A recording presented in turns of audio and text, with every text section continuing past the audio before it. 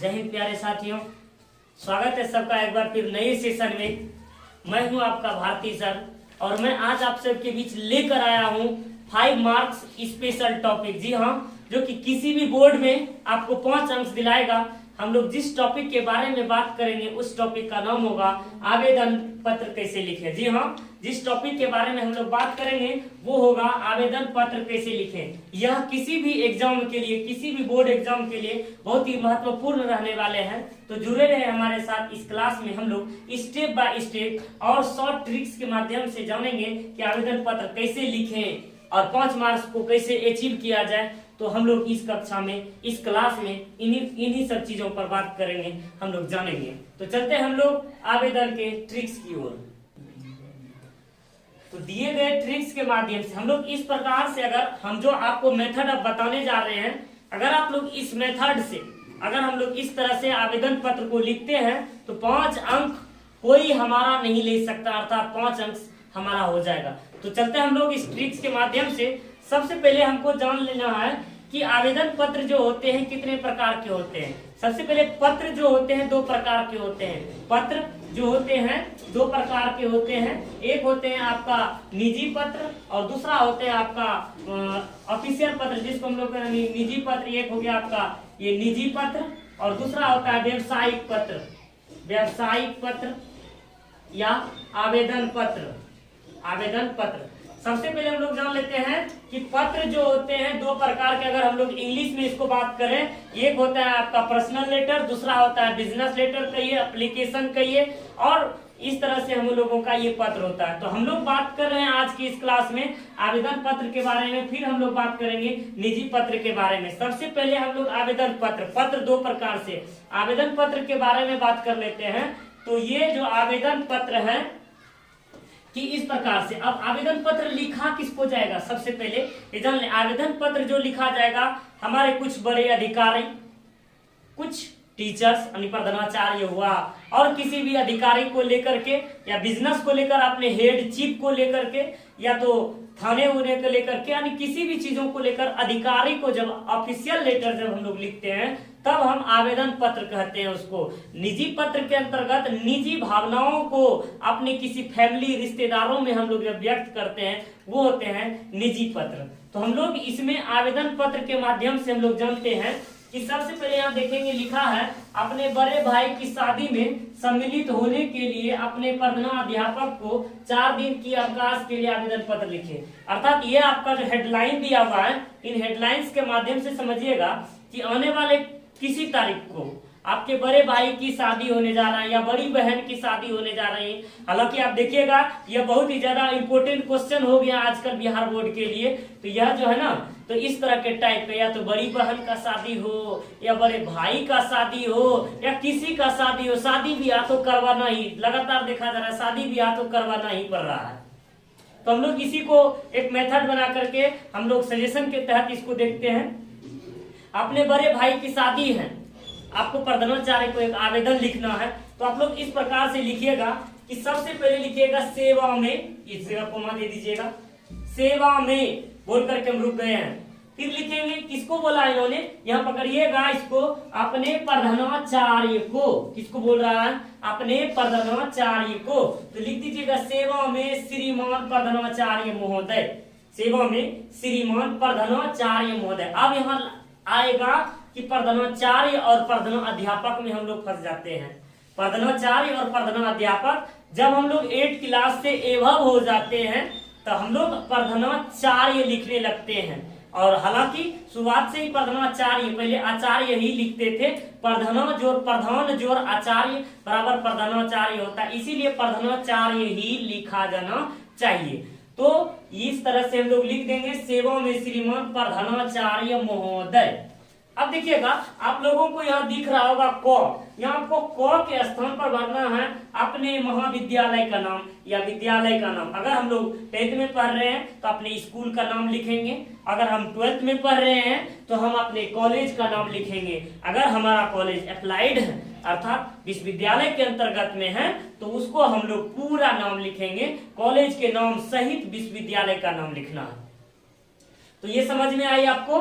क में क्या भरना है, आपने विद्यालय या यहाँ महाविद्यालय का नाम लिखना है। फिर आपको लिखना है विषय, मेन पॉइंट है विषय। अगर हम लोग विषय लिखेंगे तो यही आपको विषय दिया रहेगा, ढूंढना है कि कितने दिन आपको छुट्टी लेना, अर्थात क्या किस कारण से आपको लिखना है। यहाँ देखिएगा, बड़े भाई की शादी में विषय किस विषय में लिख रहे हैं, 4 दिन की अवकाश के लिए हम लोग लिखेंगे 4 दिन की अवकाश हेतु। क्या लिख देंगे हम लोग, 4 दिन की अवकाश हेतु। अगर हम लोग बोर्ड परीक्षा में इतना सा लिख दें तो 5 मार्क्स में 1 से 2 मार्क्स हमारा हो जाएगा। इतना अगर लिख दिया जाए तो 5 मार्क्स में से 1 या 2 अंक हमारा हो जाएगा। धीरे धीरे स्टेप बाय समझिएगा, कहां से कहां तक में कितने मार्क्स मिलते हैं। अगर हम बाय चांस भूल चूक हो गया तो कहां से हम लोग कितना सही लिखेंगे जो कि कितना मार्क्स हम अर्जित कर सकेंगे। तो हम लोग अगर बोर्ड एग्जाम में इतना सा लिख देंगे 1 से 2 मार्क्स तो हमारा कंफर्म हो जाएगा इतना सा लिखने पर। और याद रखिएगा, ये सारा चीज जो होता है, मान लिया जाए एक पत्र का, एक मैं आपको डेमो बताता हूँ। ये पत्र, ये आपका पेपर है A4 साइज का, मान लिया जाए ये आपका पेपर हुआ, इसकी लंबाई ज्यादा है चौड़ाई कम। आपको बोर्ड एग्जाम में जो आएगा आपको इस तरह से आएगा, लैंडस्केप पेपर आएगा आपका इस प्रकार से। हम आपको ये पोर्ट्रेट बताया है, ये आपका पोर्ट्रेट पेपर है, ये आपका लैंडस्केप पेपर है। आपके एग्जाम में इसी प्रकार से पत्र आएंगे, अर्थात कॉपी आएंगे लिखने के लिए। और ये हुआ हमारा जो कि घरेलू में उपयोग करते हैं, ये पोर्ट्रेट में से हम लोग यहाँ आपको लिखना है, हम लोग इसी के माध्यम से हम लोग समझ लेते हैं। ये हुआ, इसको 2 भागों में बांटेंगे, इसको लेफ्ट साइड और इसको राइट साइड में। लेफ्ट साइड और राइट साइड में ये हो गया अपर पार्ट्स, ये हुआ लोअर पार्ट्स, अर्थात ये हमारे कॉपी का ऊपरी हिस्सा है, ये हमारे कॉपी का निचला हिस्सा है। अब देखना है, ये लेफ्ट साइड और ये राइट साइड, हम लोग जो जिसके बारे में लिख रहे होते हैं, अर्थात हमको किसको लिखना है, अर्थात सब्जेक्ट जो लिख रहे हैं वो हम पत्र के लेफ्ट अपर साइड में, हम लोग लेफ्ट साइड में सबसे पहला स्टेप लिखेंगे। पहला स्टेप हम लोग वहीं से इसका स्टार्ट करेंगे। कब किस लेटर के बारे में हम लोग बात कर रहे हैं, ये आवेदन पत्र के बारे में, निजी पत्र के बारे में और चेंज होता है, ये निजी पत्र के बारे में और चेंज होता है। तो ये था हमारा एप्लीकेशन में सबसे पहला स्टेप, हमको यहाँ लिखना है। एक स्टेप हम लोग लिख चुके हैं, ये हमारा 2 मार्क्स, 1 से 2 मार्क्स दिला दिया। अब आते हैं दूसरे स्टेप में हम लोग, उसके बाद लिखेंगे महाशय। आपको यहाँ ध्यान देना है कि अगर आपके कॉलेज का प्रिंसिपल, आप कॉलेज है या स्कूल है यानी विद्यालय है, तो आपको तो मालूम होगा कि वहाँ का हेड चीफ मेम है या सर, ये तो मालूम होना चाहिए। तो होगा तो आप अगर जो मेम होगी तो श्रीमती प्रधानाचार्य महोदया लिख देंगे। अगर हमारे मेल है अर्थात प्रधान सर है तो उसके लिए महोदय ही लिखेंगे। तो यहाँ सर है तो मैं आपको सर के माध्यम से बता रहा हूँ महाशय, आप लोग यहाँ महाशय लिखिएगा, फिर इस जगह कोमा दीजिएगा, फिर लिखेंगे सविनय निवेदन अर्थात नम्र निवेदन। हम देखिए किसी बड़े अधिकारी को अगर हम पत्र लिख रहे होते हैं, उस स्थिति में क्या करना, हमको उसको निवेदन कर रहे हैं, कर जोड़ रहे हैं, हाथों को जोड़ करके विनती कर रहे हैं उनसे, तो लिखेंगे सविनय निवेदन है कि, सविनय निवेदन है कि। अब आपको देखिए टीचर्स हैं, स्कूल है, कॉलेज है, आप जैसे जैसे नाम का बहुत सारा विद्यार्थी होगा, मतलब डायरेक्ट अगर आप पत्र लिख देंगे तो आपको जो ना छुट्टी मिलने की संभावना बहुत कम होगी, क्योंकि आपके नाम का बहुत सारा विद्यार्थी होगा। इसके लिए आपको डिटेल्स देना होगा, अर्थात आपको बताना होगा कि आप कौन हैं, कहां से आए हैं और आपका क्रमांक कितना, ये सारे चीजों को आपको बताना होगा। तो इन चीजों पर ध्यान दीजिएगा। सविनय निवेदन है कि मैं बोल रहा हूँ, मैं मतलब अपना नाम बोलना है इसमें, मैं अपना नाम लिखिएगा ख नंबर में। अब ये नहीं कहिएगा सविनय नम्र निवेदन मैं ख कुमार या कुमारी, यहाँ बोलना है, यहाँ अपना नाम लिखना है। यहाँ क्या लिखना है बेटा, यहाँ अपना नाम लिखना है। फिर लिखिएगा क्रमांक आपके। अब यहाँ कहिएगा कंफ्यूजन मत होइएगा, यहाँ क्रमांक कौन सा लिखना है, एग्जाम हॉल का क्रमांक लिखना है या स्कूल का क्रमांक लिखना है। अब देखिएगा यहाँ समझने की बात है, हम लोग महाविद्यालय के प्रधानाचार्य को लिख रहे हैं या कॉलेज के प्रधानाचार्य को लिख रहे हैं, इस स्थिति में हमें कॉलेज का ही लिखना होगा क्रमांक, हमको कॉलेज या विद्यालय का ही क्रमांक लिखना, अर्थात आपके स्कूल में जो रोल नंबर है उसी को यहाँ पुट करना है। और उसके अलावा अगर सेक्शन है तो सेक्शन लिखिएगा, सत्र है तो सत्र यहाँ ना लिख करके सत्र नीचे भी लिख देंगे तो चल जाएगा, लेकिन बेसिक डिटेल्स जो है यहाँ डाल देंगे ताकि तुम्हारा उसका ध्यान जो है ना उधर अट्रैक्ट हो जाए, यानी विषय किस चीज में लिखेंगे। उसके बाद आता है हमारा ये नियमित छात्र या छात्रा। बता देना कि मैं आपके विद्यालय का नियमित अर्थात रेगुलर आने वाला छात्र या छात्रा, अर्थात बॉयज है तो छात्र, गर्ल है तो छात्राएं। इस तरह से लिखना है कि मैं आपके विद्यालय में आने वाला नियमित छात्र या छात्रा हूँ। अब जब नियमित है तो कारण क्या है, इस जगह के बाद इस पॉइंट को चेंज कर रहे हैं, यानी आपका जो पॉइंट देगा अगले स्टेप में हम लोग समझते हैं, यहां लिखना आपको कारण।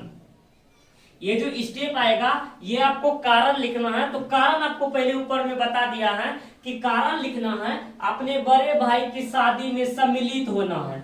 आपको अपने बड़े भाई की शादी होने जा रही है और उसमें आपको सम्मिलित होना है। तो यहाँ लिखेंगे आने वाले फलाने तारीख को, चिलाने तारीख या फलाने तारीख जो भी होगा, आने वाले फलाने तारीख को मेरे बड़े भाई की शादी होने जा रही है, यानी जा रहा है। मतलब यहाँ जो ना अपने बड़े भाई अर्थात मेरे बड़े भाई या बड़ी बहन, अगर जो रीजन देगा, यहाँ बताया भाई तो हम भाई के बारे में लिखे हुए, अगर बहन के बारे में बोलेगा तो आप यहाँ बहन के बारे में लिख देंगे। समझ में आ रही है ना यहाँ तक?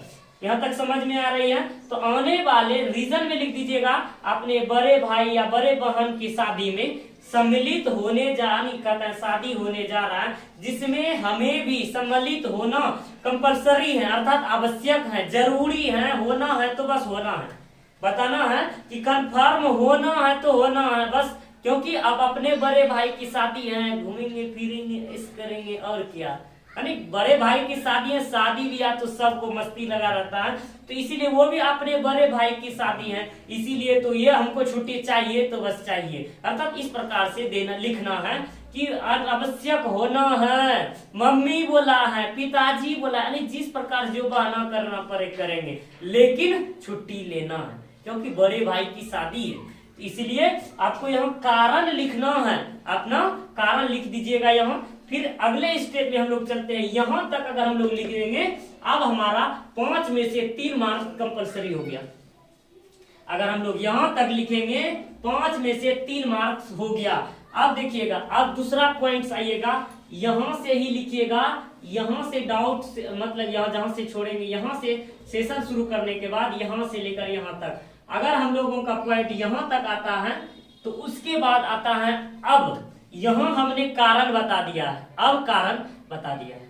अब आते हैं हमारे तीसरे स्टेप की बात करते हैं। कारण वहां तो बता दिया है, अब बात क्या बचा? बात बचा कि भाई आपको कब से कब तक छुट्टी चाहिए, ये लिखना बहुत जरूरी है। कब से कब तक? अब ये नहीं कि खाली आपने लिख दिए बड़े भाई की शादी में सम्मिलित होना है, अब बतेबे नहीं किया वो तारीख को शादी है, बता दिया वो तारीख को, लेकिन ये बतेबे नहीं किया क्या तारीख से क्या तारीख को छुट्टी लेना है। तो इन चीजों को बहुत ज्यादा ध्यान पूर्वक देखना है। तीसरे स्टेप में आपको बताना है कि कब से लेकर कब तक छुट्टी चाहिए। तो यहाँ लिखिएगा से अतः श्रीमान से निवेदन है कि मुझे इतना तारीख, यानी इस तारीख से, यानी जिस तारीख से आपको लेना है, मान लिया जाए आपका यानी किसी 14 फरवरी से, मान लिया जाए आपका इस तरह से किसी भी तारीख से अगर शादी है तो 2 दिन पहले यानी आपको बताना है, जैसे कि मान लिया जाए 15 तारीख को शादी है तो हमको 14 तारीख से ही छुट्टी लेना होगा, इन्हें कि 15 को शादी है 13 से भी छुट्टी लेना पड़ जाएगा। तो इस तरह से आपको लेना है 13, 14, 15, 16, यानी 14, 13 से लेंगे, 14, 15, 16, 17, यानी इस तरीके से जो भी हो एक दिन पहले से शादी का यानी लेना है आपको छुट्टी, जिस तारीख से लेना है उस तारीख तक, यानी जिस तारीख से शुरू हुआ उसके 4 दिन जोड़ लीजिएगा, उसके बाद यहाँ लिख दीजिएगा तक छुट्टी प्रदान किया जाए, अर्थात यहाँ तक छुट्टी प्रदान किया जाए, जिसके लिए श्रीमान का सदा आभारी बना रहूंगा। यानी आपको यहाँ बताना है, लिखना है कि अगर आप हमको छुट्टी दीजिएगा तो मैं आपके लिए मैं अपने जीवन भर आपका सदा आभारी बना रहूंगा। आभारी मतलब आपके प्रति कृतार्थ रहेंगे और या रहूंगा या रहूंगी। अब यहाँ तक हमारा पॉइंट कारण भी बता दिए हैं तीसरे स्टेप में। अब आता है हमारा मेन पॉइंट। आपका जो ये सेशन है, ये वाला भाग, ये दूसरे स्टेप ये हुआ, सॉरी ये दूसरे स्टेप में हुआ। अब तीसरे स्टेप में हम पत्र के निचले यानी लोअर केस के लेफ्ट साइड में आएंगे, लोअर केस के लेफ्ट साइड में आएंगे, हमको यहाँ लिखना है, उसका 100 धन्यवाद कर देना है। उसका हमें 100 धन्यवाद करके इस स्थिति में हमको दिनांक लिख देना है। इस स्थिति में हमको दिनांक लिख देना है। अब आएंगे इस राइट कॉर्नर में, इस चौथे स्टेप में, हम लोग चौथे स्टेप में कि हमको यहाँ लिखना होगा अब अपना डिटेल्स। अब देखिएगा, अपने अधिकारी को लिख रहे हैं तो विश्वासी लिखेंगे, टीचर्स को आज्ञाकारी भी लिखेंगे, विश्वासी भी लिखेंगे। उसके बाद छात्र या छात्रा, अगर हम प्रधानाध्यापक को लिख रहे हैं या अधिकारी को लिख रहे हैं तो डायरेक्ट विश्वासी लिखेंगे। विश्वासी भी लिख देंगे तो चल जाएगा, छात्र या छात्रा नहीं भी लिखेंगे तो चल जाएगा आपका विश्वासी। अब आपको यहाँ पूरा नाम लिखना है अपना, उसके बाद क्रमांक लिखना है, सत्र। सत्र मतलब हुआ आप किस सेशन में एडमिट हैं, अर्थात किस सेशन के छात्र हैं। जैसे हम लोग 2023 के एग्जाम देने वाले हैं, 22 से 23 के स्टूडेंट्स हुए तो ये हुआ, लिखेंगे 2022 से 2023 तक लिखेंगे। उसके बाद आपके स्कूल में खंड चलता होगा, जैसे मैट्रिक वाले में खंड चलेगा। खंड मतलब कि हुआ सेक्शन। आपका जब हाजिरी उतारिएगा ना, अटेंडेंस सीट आता है तो उसमें खंड आता है, तो खंड में A B C D group करके बटा होता है, वो भी आप लिख दीजिएगा तो बेटर होगा। इसके लिए कि आपका नाम जो होगा खंड खोजने में तकलीफ नहीं होगा, जिस कारण से आपका छुट्टी जल्दी से जल्दी स्वीकार हो जाएगा। तो इस प्रकार से जब हम लोग लिखेंगे तो ये जो आवेदन होगा ऑफिशियल लेटर का, मतलब कि ये जो किसी छुट्टी पत्र का, आवेदन पत्र का, उसी को लेकर के हम लोग इसको लिख सकते हैं। तो हमने आपको इस क्लास में इस शॉर्ट ट्रिक्स के माध्यम से स्टेप बाय स्टेप हमने अभी तक में आवेदन पत्र के बारे में लिखने के लिए जाना और समझा। हमें उम्मीद है आप लोगों को ये अच्छा तरीके से समझ में आ गई होगी। तो फिर मिलेंगे हम लोग अगले नेक्स्ट क्लास में। तो आज की क्लास के लिए बस इतना ही। तब तक के लिए जय हिंद, जय भारत, बेस्ट ऑफ लक।